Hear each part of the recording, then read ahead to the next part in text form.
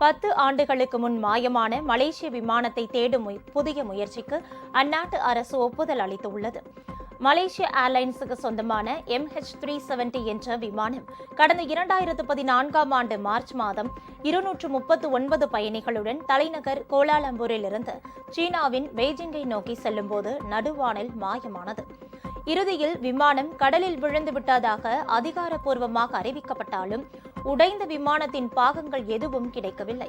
பல்வேறு அமைப்புகள், அரசுகள் அதனை தேடும் முயற்சியில் ஈடுபட்டு தோல்வியை தழுவின. இந்நிலையில் 10 ஆண்டுகளுக்கு பிறகு அமெரிக்காவை சேர்ந்த ஓஷன் இன்ஃபினிட்டி எனும் கடல் ஆராய்ச்சி நிறுவனம் மாயமான விமானத்தை மீண்டும் தேட முன்வந்ததற்கு மலேசிய அரசு ஒப்புதல் அளித்துள்ளது.